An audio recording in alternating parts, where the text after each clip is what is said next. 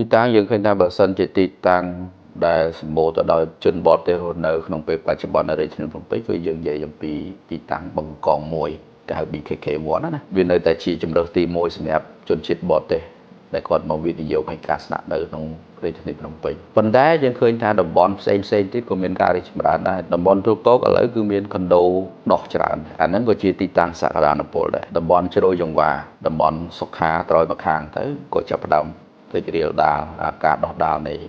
ខុនដូការប្រវត្តិខុនដូដែរហើយទីតាំងហ្នឹងអនាគតដូច Manhattan ទីតាំងជ្រោយចង្វាអញ្ចឹងវានៅជុំវិញទៅដោយទន្លេប៉ុន្តែមនុស្សបច្ចុប្បន្នហ្នឹងគាត់រៀងសាញទៅលើ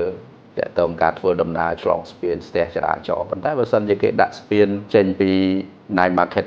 មកសុខាអញ្ចឹងទីតាំងហ្នឹងនឹងក្លាយទៅជាទីតាំងដែលមាន popularity មួយហើយជាទីតាំងមួយដែលមានផាសុកភាពឲ្យស្អាតយើងឃើញថាទីតាំងសែនសុខក៏មានការរីកចម្រើនដែរចាប់តាំងពីនៅពេលដែលមាន Eon 2គាត់ទៅ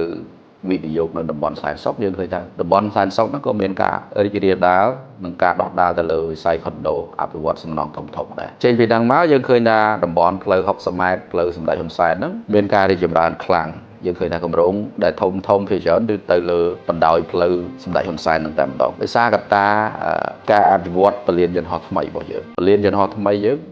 ចេញពី60ម៉ែត្រប្រហែលជា10-15នាទីយើងទៅដល់ធ្វើឲ្យបណ្ដាលផ្លូវ60ម៉ែត្រហ្នឹងឬក៏ផ្លូវសម្ដេចហ៊ុនសែនហ្នឹងមានការរីកចម្រើនខ្លាំងអញ្ចឹងយើងឃើញថាគម្រោងធំដូចជា On F គម្រោង Urban Village គម្រោង H&H គម្រោងច្រើនមែនទែននៅលើផ្លូវ60ម៉ែត្រហ្នឹងដែលគាត់អភិវឌ្ឍនៅក្នុងតំបន់ហ្នឹងអញ្ចឹងកន្លែងហ្នឹងក៏ជាកត្តាមួយដែលមានការរីកចម្រើនខ្លាំងដែរអានេះយើងនិយាយវិស័យខុនដូតែបើវិស័យលំនៅឋានវារីកមិនថាផ្លូវជាតិលេខ1ផ្លូវជាតិលេខ6ផ្លូវជាតិលេខ2ផ្លូវជាតិលេខ3ផ្លូវជាតិលេខ4ផ្លូវជាតិលេខ5និយាយទៅក្នុងកន្លងប្រហែលជា20គីឡូពីរាជធានីភ្នំពេញហ្នឹងគឺរីកខ្លាំងបាទ